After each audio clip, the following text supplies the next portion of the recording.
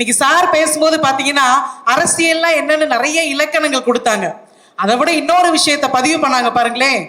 பயந்தா அரசியல் பண்ண முடியுமா சார்? எங்களுடைய பயமே நீங்க அரசியல் பண்றதா சார்? எங்களோட பயமே அதுதான். ஆனால் உண்மையான அரசியல் என்பது என்ன தெரியுமா? ஒரு தலைவன் இந்த சமுதாயத்தை என்ன நோக்கில் பார்க்கிறான் என்பதுதான் உண்மையான அரசியல். அப்ப என் சார்ந்த மக்கள் மீது நான் எப்படி அக்கறையா இருக்கேன், அவங்களுக்கு என்னால என்ன செய்ய முடியும் என்ற சமுதாய பார்வைதான் உண்மையான அரசியல் அப்படின்னு சொல்லலாம். பாண்டியன் சார் ஒரு அழகா ஒரு வார்த்தை சொன்னாங்க. வார வாரம் படம் பார்ப்பாங்க போல. தேட்டருக்கு போனே அங்க கட்டபொம்மன் பத்தின ஒரு செய்தி வந்தது. அங்க தேட்டருக்கு போனவங்க மட்டும்தானே அதை பார்த்திருக்க முடியும். நாங்க யாரும் பார்க்கலையே. அப்ப எங்களுடைய கேள்வி இதுதான். அரவணைக்கிறீர்கள் என்றால் அது எல்லாத்துக்கும் பொதுப்படையா இருக்கணும்.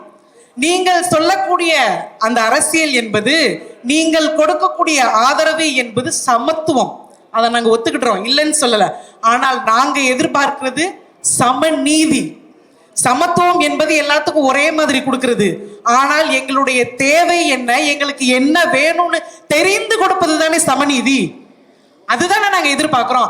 அப்படி கிடைக்காததுனாலதான் நாங்க புறக்கணிக்கப்படுறோம் அப்படின்றதுக்காக இந்த அணியில உட்கார்ந்துருக்கோம். நடுவர் அவர்களே, திருவள்ளுவர் அழகா சொல்லுவாரு.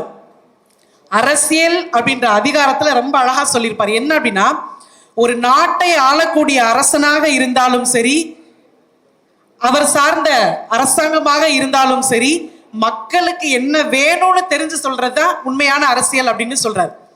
ஜாதி மதம் இனம் மொழி கடந்து இருந்ததுன்னா கட்டபொம்மனுடைய வாழ்க்கை அப்படின்னு சொல்லலாம். இப்ப நீங்க சொல்றத பார்த்தா ஆதரிக்கிறாங்கன்னு சொல்றீங்க. பட் எங்களுடைய வருத்தம் என்ன தெரியுமா? வரலாற்றிலே இன்றும் கட்டபொம்மனுடைய சமுதாயத்தை நாங்கள் தேடிக்கொண்டுதான் இருக்கிறோம். வரலாறு படைச்ச ஒருத்தரை கூகுள்ல தேடக்கூடிய ஒரு நிலைமை வந்திருக்குன்னா நாங்க எந்த அளவுக்கு புறக்கணிக்கப்பட்டுக்கொண்டதை நீங்க புரிஞ்சுக்கணும். இதை ஏன் நான் சொல்றேன்னா, இந்த தலைப்பு பத்தி நாங்க தேடும் போது பாத்தீங்க அப்படின்னா எங்களுக்கு கிடைச்ச ஒரே ஒரு பொக்கிஷம் என்ன அப்படின்னா, கலியுக பெருங்காவியம்னு ஒரு நூல். அதை எழுதினது யார் அப்படின்னா பஞ்சாட்சர கவிராயர் அப்படின்னு சொல்லிட்டு. இதெல்லாம் படிச்சுட்டு வரும்போது பாத்தீங்க அப்படின்னா அதுல அடியில ஒண்ணு எழுதி இருந்தது. இந்த நூல் சரியாக எழுதப்படாமலும் முறையாக முடிக்கப்படாமலும் இருக்கு. அப்போ உங்களுக்கு இது ஒரு நூலா எங்களால கொடுக்க முடியலன்ற ஒரு விஷயத்தை கீழே கொடுக்குது. நீங்க யோசிச்சு பாருங்க.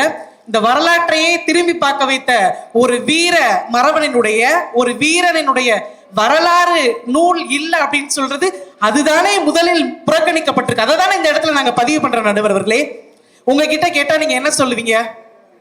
நடுவுல கொஞ்சம் பக்கத்தை காணோம். இப்ப சார் கூட பேசும்போது பாத்தீங்களா, கடைசியா ரொம்ப அழகா நிறைய டேட்டா கொடுத்தாங்க. ஆனா அது எப்ப அப்படின்னா, ஆதி காலத்துல நாங்கெல்லாம் பறக்கவே இல்லை சார்.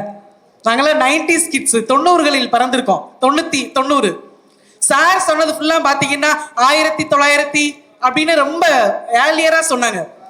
அதுல எனக்கு ஒரு பெரிய சந்தேகம் என்ன அப்படின்னா, 1971 உங்க டேட்டா போயிருச்சு. அதுக்கப்புறம் என்னன்னா 2006க்கு வருது. சரி, 2006க்கு அப்புறம் அந்த டேட்டா தொடருமா அப்படின்னு பார்த்தா அதுவும் இல்லை. இப்ப எங்களுடைய கேள்வி இதுதான். நடுவுல கொஞ்சம் பக்கத்தை காணா. எங்கே போனது உங்களுடைய அரவணைப்பு?